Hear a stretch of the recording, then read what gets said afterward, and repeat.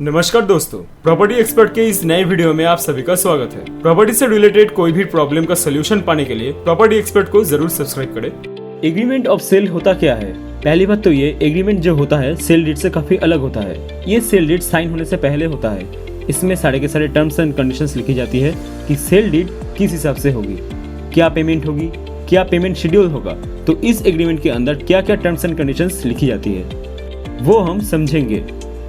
Property का buying process क्या होता है वो मैं आपको स्टेप बाय स्टेप बताऊंगा, और एग्रीमेंट ऑफ सेल वहाँ पे कहाँ फिट होता है, और मैं साथ में आपको एक्चुअल एग्रीमेंट ऑफ सेल दिखाने वाला हूँ, जिसके अंदर मैं जिन बातों पे एक्चुअल ध्यान देना चाहिए। तो आप इस वीडियो को शुरू से लेकर लास्ट तक जरूर देखिए।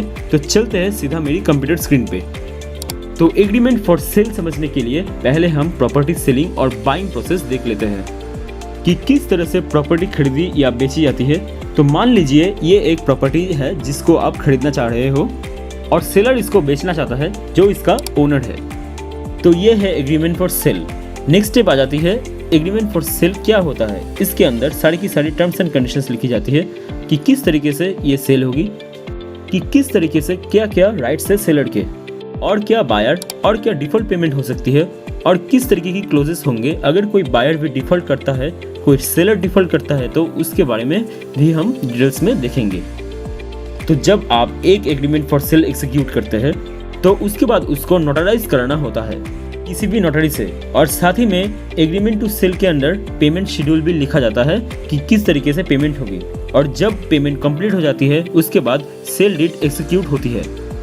तो ये सेल डीड होती है, ये आपका फाइनल डॉक्यूमेंट होता है जिससे ओनरशिप ट्रांसफर होती है। अगर आपको ये वीडियो अच्छी लग रही है तो लाइक का बटन जरूर दबाइए सेलर से बायर की तरफ से। और ये सेल डीड होती है, इसको आपको रजिस्टर्ड कराना होता है एट सब रजिस्टर्ड ऑफिस। तो अगर आप अपनी सेल डीड को रजिस्टर नहीं करवाएंगे तो वो लीगली वैलिड नहीं मानी जाएगी। तो रजिस्टर कराना बिल्कुल भी ज़रूरी होता है, उसके बाद ही ये ओनरशिप ट्रांसफ़र होती है सेलर से बायर की तरफ। तो ये हो गया प्रॉपर्टी खरीदने का प्रोसेस, जिससे प्रॉपर्टी ट्रांसफ़र हो जाती है सेलर से बायर की तरफ। अब हम थोड़ा ये जान लेते हैं कि किस तरह से डिटेल्स में ये टर्म्स एंड कंडीशंस लिखे जाते हैं एग्रीमेंट फॉर सेल के अंदर। तो एग्रीमेंट फॉर सेल के अंदर सबसे पहले आ जाती है details of property. Seller and buyer and अब प्रॉपर्टी का क्या आदेश है, क्या है, कितना है, एरिया क्या है, उसका डिस्क्रिप्शन है, वो आपको आ जाता है। सेलर की डिटेल्स आ जाती है कि उसका परमानेंट एड्रेस क्या है, फादर्स नेम क्या है, उसका अपना नाम क्या है, बायर का नाम, फादर्स नेम, एड्रेस, ये सब भी आ जाता है। तो इसको अभी हम डिटेल्स में देखेंगे कि किस तरीके से एग्रीमेंट के अंदर लिखी जाती है। मैं आपको एक एक्चुअल एग्रीमेंट दिखाऊंगा, उसके बाद आपने कितना प्राइस एग्री करना है, जो हमने यहाँ बात की थी कि सेल प्राइस कितना एग्री किया वो आ जाता है। फिर पेमेंट टाइम एंड शेड्यूल आ जाता है कि कितने महीने का सेलर आपको टाइम दे रहा है एज ए बायर पेमेंट करने का। तो जनरली 2 से 3 महीने मिलता है पेमेंट शेड्यूल के। तो यहाँ पे तो बात करें तो 2 से 3 महीने के अंदर आपको पूरी पेमेंट करनी होती है। उसके बाद अर्नेस्ट मनी। अर्नेस्ट मनी क्या होता है? एडवांस होता है, जो जिसे हम जनरली 10% सबमिट करते हैं। तो ये क्या होता है? जैसे मान लीजिए जैसे आपने सेल से बैकआउट किए तो जो आपका अर्नेस्ट मनी होता है ये फोरफिट हो जाता है, ये जफत हो जाता है, ये आपका लॉस हो जाता है एक तरीके का। तो उसके बारे में भी अभी हम जानेंगे। ये हो गया बात पेमेंट टाइम एंड शेड्यूल की, अर्नेस्ट मनी की। उसके बाद डिफॉल्ट पेनल्टीज लिखी जाती है। अगर आपको ये वीडियो अच्छी लग रही हो तो लाइक का बटन जरूर दबाएं, और अभी तक अपने चैनल को सब्सक्राइब नहीं किया है तो जल्दी से जल्दी नीचे बेल आइकन पर क्लिक कीजिए। मान लीजिए बायर पीछे हटता है अपना खरीदने से और सेलर पीछे हटता है, तो किस तरीके की पेनल्टी लगेगी। उसके बाद सेलर को एक डिक्लेरेशन देनी होती है कि वो सारे के सारे ड्यूज क्लियर कर देंगे before execution of sale deed. Sale deed कराने से पहले सेलर की ये जिम्मेदारी होती है कि वो सारे के सारे ड्यूज क्लियर करेगा। पानी और बिजली की बिल भरेगा, प्रॉपर्टी टैक्स का कोई ड्यूज नहीं होना चाहिए, लोन नहीं होना चाहिए। ये सारे के सारे ड्यूज क्लियर होने के बाद ही सेल डीड एग्जीक्यूट होती है। उसके बाद सेलर को एक और डिक्लेरेशन देनी होती है कि प्रॉपर्टी जो है it is free from all income basis. अभी ये इनकम टैक्स क्या होता है? जैसे कि मान लीजिए बैंक का कोई चार्ज हो सकता है, कोई डिफॉल्ट करी है पेमेंट का तो बैंक का कोई चार्ज हो सकता है, किसी और की कोई टैक्सेस नहीं भरे गए तो उनका चार्ज हो सकता है, कोई कॉन्ट्रैक्टर का पेमेंट नहीं हुई है उसका चार्ज हो सकता है। तो इस तरीके की कोई चार्जेस नहीं होने चाहिए प्रॉपर्टी के ऊपर। कोई कोर्ट केस नहीं होना चाहिए, किसी भी तरीके का क्लेम नहीं होना चाहिए। तो ये सारी हो गई मेजर टर्म्स एंड कंडीशंस जो एग्रीमेंट के अंदर लिखी जाती है। अब हम इसको एक्चुअल एग्रीमेंट में देख लेते हैं कैसे टर्म्स एंड कंडीशंस लिखी जाती है। तो सबसे पहले आप एक स्टैम्प पेपर खरीदेंगे। ये स्टैम्प पेपर हो गया। ये स्टैम्प पेपर के अंदर जो परचेस जो करता है वो बायर कहता है। तो उसके बाद बायर का नाम आ जाता है, उसके बाद प्रॉपर्टी का डिस्क्रिप्शन आ जाता है, फिर उसके बाद फर्स्ट पार्टी और सेकंड पार्टी का नाम आ जाता है। यहाँ फर्स्ट पार्टी और सेकंड पार्टी का नाम आ गया। उसके बाद स्टैम्प ड्यूटी किसने पे करी है, तो अगर बायर ने परचेस किया है तो बायर का नाम यहाँ पर दोबारा से आ जाता है। तो स्टैम्प पेपर हो गया आपका फर्स्ट पेज हो गया सेल का। उसके बाद सेकंड पेज से सारी टर्म्स एंड कंडीशंस लिखी जाती है। तो जैसे कि आपने देखा कि agreement for cell and purchase और ये नोटराइज किया हुआ है, स्टैम्प की हुई है, तो यहाँ पे सबसे पहले डेट आ जाती है किसकी किस दिन वो एग्जीक्यूट हुआ है। इस केस के अंदर 11 सितंबर 2016 को एग्जीक्यूट हुआ है, तो वो डेट आ गई है यहाँ पे। तो उसके बाद डिटेल्स ऑफ सेलर आ जाती है, उसका नाम गया यहाँ पे, फादर्स का नाम गया यहाँ पे, उसका परमानेंट एड्रेस गया और वो फर्स्ट पार्टी बन गया इस एग्रीमेंट के अंदर। उसी तरह बायर की भी डिटेल्स आ जाती है इसमें। आप देख रहे हैं जॉइंट बायर्स है यहाँ पर, तो हस्बैंड वाइफ के नाम पर ये प्रॉपर्टी हो रही है। तो यहाँ पे हस्बैंड की डिटेल्स आएगी, उसकी फादर्स की डिटेल्स आएगी, साथ ही में उनकी वाइफ की डिटेल्स आएगी। तो वाइफ ऑफ करके उनकी सारी डिटेल्स यहाँ आ गई है, साथ ही में उनका परमानेंट एड्रेस आ गया है और उनका दोनों जॉइंट एंड पार्टी बन गया है। उसके बाद डिटेल्स ऑफ प्रॉपर्टी आ जाती है, यहाँ पर प्रॉपर्टी का एड्रेस लिखा जाता है यहाँ पर। फिर इसके बाद जैसे हमने बात की थी कि एग्रीड प्राइस लिखा जाता है, तो आप देख सकते हैं कि ये प्रॉपर्टी 25.5 लाख के अंदर बेची गई है। ये सेल प्राइस आ गया है यहाँ पे।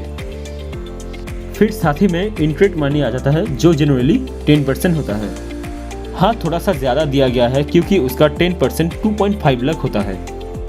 तो यहाँ पर 3.5 लाख का अर्नेस्ट मनी दिया गया है, तो 10% से ज़्यादा कितने में भी एग्री कर सकता है। सेलर और बायर ऐसा कोई हार्ड एंड फास्ट रूल नहीं है। यहाँ पर 5% भी हो सकता है, 15% भी हो सकता है, 20% भी हो सकता है, जितने पे भी सेलर और बायर एग्री करते हैं। बट एज जनरल रूल ये जनरली 10% रखा जाता है। फिर इसके बाद पेमेंट का टाइम दिया जाता है, जनरली 2 से 3 महीने का। तब आप ये बैलेंस पेमेंट देख रहे हैं 3.5 लाख का एडवांस हो गया था। अब ये 22 लाख जो बाकी की पेमेंट है इसके लिए 2 महीने का टाइम दिया गया है, क्योंकि ये 11 सितंबर 2016 की एग्रीमेंट हुआ है। तो 11 नवंबर 2016 तक का टाइम दिया गया है। इससे पहले सेकेंड पार्टी कभी भी पेमेंट कर सकती है और जैसे ही पेमेंट कंप्लीट हो जाती है उसके बाद सब रजिस्टर के पास इस सेल डीड को रजिस्टर करवा लिया जाता है। फिर साथ ही में सेलर इसका डिक्लेरेशन देता है कि वो सारे के सारे ड्यूज क्लियर करेंगे और जितने भी तरीके के पानी बिजली टैक्स जितने भी तरीके के ड्यूज है उसको क्लियर करेगा। उसके बाद ही डिक्लेरेशन दी जाती है कि सेलर एग्रीमेंट के बाद ही प्रॉपर्टी को बेच नहीं सकता है, बैकआउट नहीं कर सकता है। वो बैकआउट करेगा तो वो डिफ़ॉल्ट हो जाएगा और उसको पेनल्टी देनी होगी।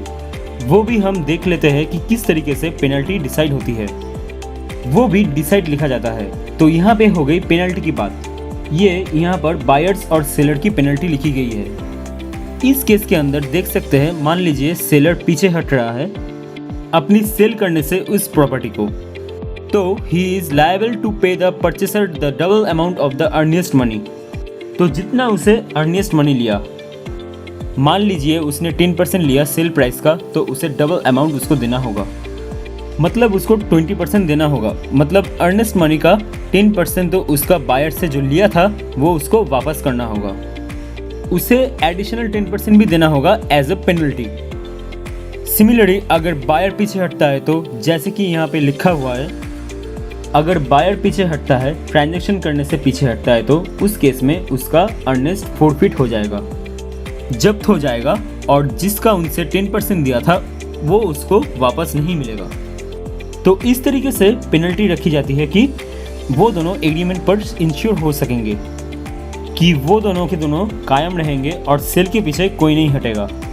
तो ये एक तरीके से डिसेंसिटिव हो जाता है बायर और सेलर के लिए ट्रांजैक्शन से पीछे आने के लिए। उसके बाद सेलर की ये डिक्लेरेशन आ जाती है कि उसके ऊपर कोई कॉम्प्लेसेंसेस नहीं है। जैसे कि मैंने बात की थी, third party claims and charges होते हैं, तो उसमें ये लिखा गया है क्लियरली कि किस तरीके का प्रॉपर्टी गिरवी नहीं होनी चाहिए। कोई गिफ्ट नहीं देनी चाहिए, कोई विल नहीं होनी चाहिए, उसके अगेंस्ट प्रॉपर्टी कहीं पे एक्सचेंज नहीं होनी चाहिए, पैरेलली कोई चेंज ड्यू हुई हो ऐसा नहीं होना चाहिए, कोई कोर्ट केस नहीं होना चाहिए, कोई डिस्प्यूट नहीं होना चाहिए, स्टे ऑर्डर नहीं होना चाहिए, कोई और ऑर्डर नहीं होना चाहिए, किसी तरीके की कोई लीज नहीं होनी चाहिए, फैमिली का कोई रिलीजियस डिस्प्यूट्स नहीं होने चाहिए, और कोई भी किसी तरीके का कोई रजिस्टर्ड या अनरजिस्टर्ड इनकम्बेंस। कुछ इनकम्बेंस क्या होता है वो रजिस्टर करवा लिया जाता है। रिकॉर्ड के अंदर कोई भी मॉर्गेज लीड है या रीड है, बट कुछ ऐसा भी इनकम्बेंस होते हैं, चार्जेस होते हैं, जैसे कोर्ट का कोई केस हो गया तो वो रजिस्टर्ड नहीं होगा रिकॉर्ड्स के अंदर। तो इस तरीके की कोई भी रजिस्टर्ड या अनरजिस्टर्ड केस है ये नहीं होनी चाहिए प्रॉपर्टी पर। उसके बाद ही सेलर उस प्रॉपर्टी उस सेलर को सेल कर सकता है।